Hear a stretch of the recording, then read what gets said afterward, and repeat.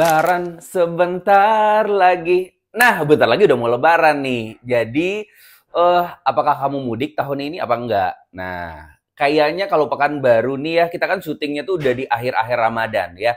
Tadi malam tuh aku sempat jalan-jalan, jalanan Pekanbaru sudah mulai sepi. Biasanya, ramenya minta ampun. Apalagi deket rumah nih.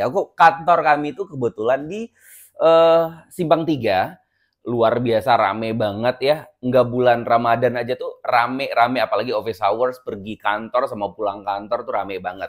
Nah, di malam-malam Ramadan itu luar biasa, kayaknya semua orang pada keluar gitu ya. Nggak tahu, mungkin pada ke masjid mau ibadah, ada yang mau bersilaturahmi, aka nongkrong kali sama teman-temannya gitu ya. Tapi tadi malam beneran udah mulai sepi, jadi enak banget jalanannya. Nah, mumpung bentar lagi lebaran, ada pesan-pesan yang ingin disampaikan untuk teman-teman semuanya. Biasanya kan ada ya, kalau misalnya kita lagi lebaran, pada ngumpul-ngumpul, om, tante, semua sepupu-sepupu pada ngumpul, biasanya suka ada pertanyaan-pertanyaan. Nah, kita bahas sedikit mengenai pertanyaan-pertanyaan tersebut. Kita sebutnya adalah pertanyaan-pertanyaan sakral yang jangan disampaikan ketika silaturahmi lebaran. Masih di channel Coach Vinuyata dalam program Tutur Deyata, beragam kisah mengurai makna.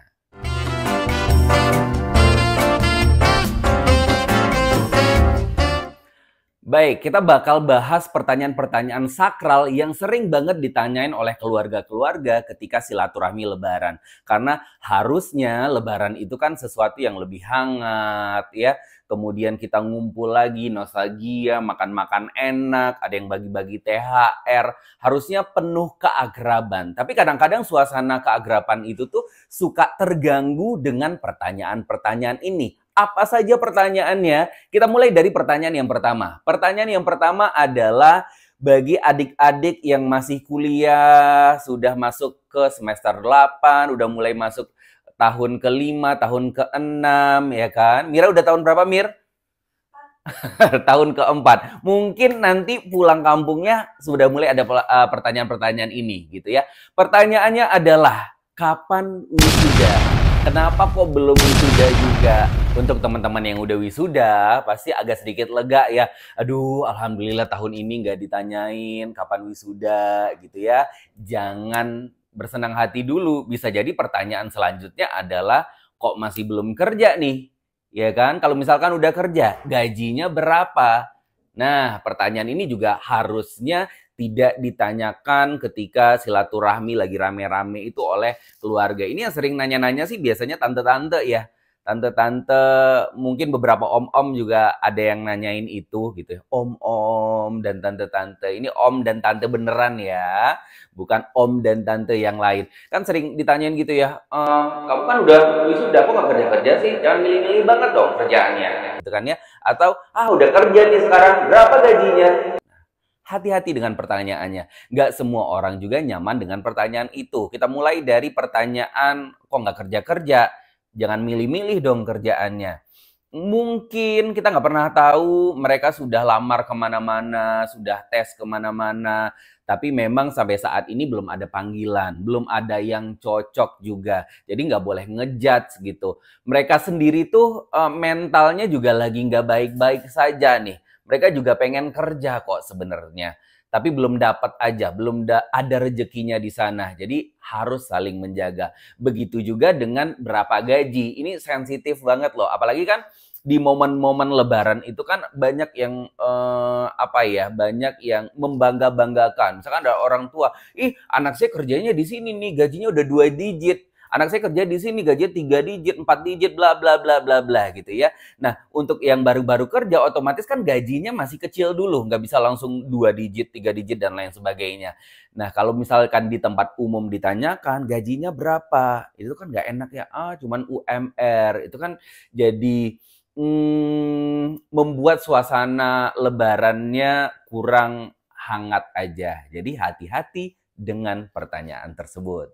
Oke, by the way, kita disclaimer sedikit. Kalau misalkan teman-teman lagi dengerin video ini, terus ada kedengeran geradak geruduk di mana-mana, mohon maaf atas ketidaknyamanannya, karena memang kantor kita ini lagi renovasi. Bentar lagi kan Lebaran, kita udah mulai libur nih. Hari ini tuh udah mulai libur setelah syuting ini pada balik kampung semua gitu ya.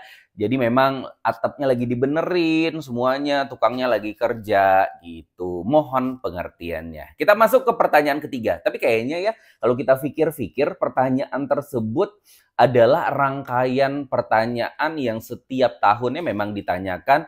Kayaknya sampai kita tua bakal ada pertanyaan-pertanyaan ini. Tapi kenapa ya orang-orang yang sering mempertanyakan tersebut tuh nggak pernah paham? Apa mereka nggak pernah ditanya begitu juga sebelumnya yang membuat jadi drop? Kalau anak-anak sekarang bilang jadi mental health-nya tuh terganggu gitu ya.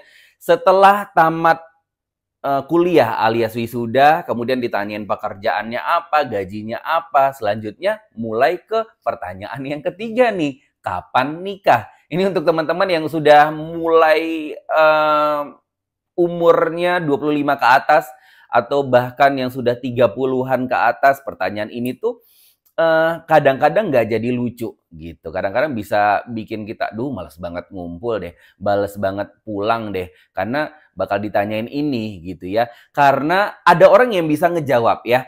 Orang-orang yang introvert mungkin nggak bisa ngejawabin satu-satu. Kenapa dia belum menikah? Kenapa dia belum punya anak? Kenapa dia belum bekerja? Tapi untuk orang-orang yang bisa ngejawab, dia pun ternyata nggak punya energi untuk ngomong jawabannya itu ke semua orang.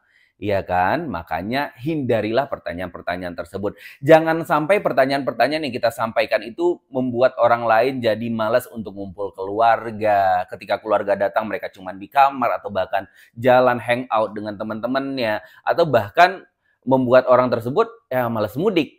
Ya kan? Ah mending di kota aja deh, nggak usah mudik, ntar ditanyain lagi gitu kan. Pertanyaan ketiga adalah kapan menikah?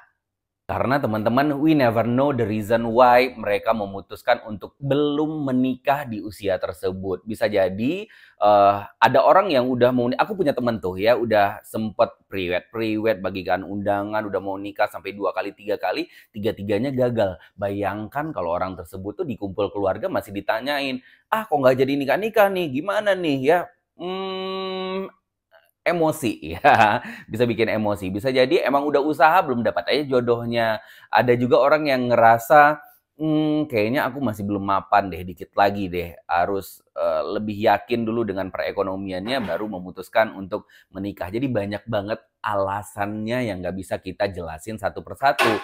Ada baiknya kita sebagai manusia dan juga sebagai keluarga menjaga juga momen-momen silaturahmi ini supaya tetap hangat, tidak menimbulkan kesan yang negatif kepada keluarga yang lainnya. Karena tuh kita bisa dijudge loh oleh keluarga kita sendiri. Ah, males ah sama si tante ini mulutnya lemes gitu. Ah, males ah dia ini suka sombong banget kalau kumpul keluarga. Nah, hati-hati, kita bisa labelin sendiri oleh keluarga kita hanya dari pertanyaan-pertanyaan yang kita sampaikan.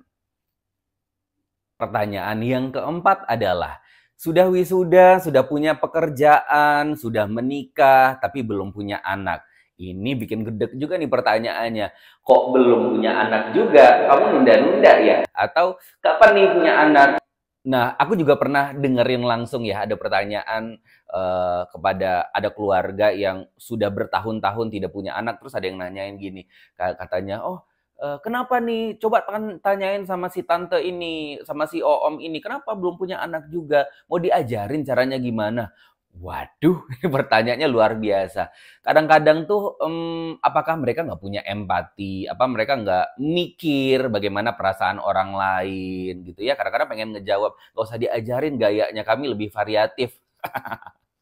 Kadang-kadang suka jawab gitu ya. Tapi, yang namanya rezeki kita nggak pernah tahu ya, kapan, jodoh itu datang, kapan, anak itu datang. Makanya yang harus kita lakukan adalah menjaga silaturahmi ini supaya tetap hangat dan tidak menyinggung perasaan orang lain. Jangan pernah tanyakan pertanyaan-pertanyaan tersebut. Baik sahabat Deyata, itu dia 4 pertanyaan yang jangan ditanyakan ketika bersilaturahmi di momen-momen lebaran. Ada sedikit tips untuk kalian semuanya. Bagi yang dapat pertanyaan-pertanyaan tersebut, agak sedikit bersabar dan juga nggak boleh baper ya. Nah, untuk yang sering melontarkan pertanyaan tersebut, ada baiknya kita lebih berempati, menghargai orang lain, mengerti apa yang dirasakan oleh orang lain, agar suasana Ramadan tetap terjaga fitri dan hangatnya. Sekali lagi kami mengucapkan minal aidin wal faizin, mohon maaf lahir dan batin, selamat menikmati hidangan Lebaran. Ketupatnya mana udah? Kalau mau diantar ke kantor juga boleh loh ya. Thank you buat kamu yang udah nonton. Jangan lupa di-share supaya pertanyaan ini nggak ditanyain lagi di momen Lebaran tahun ini. Sampai jumpa.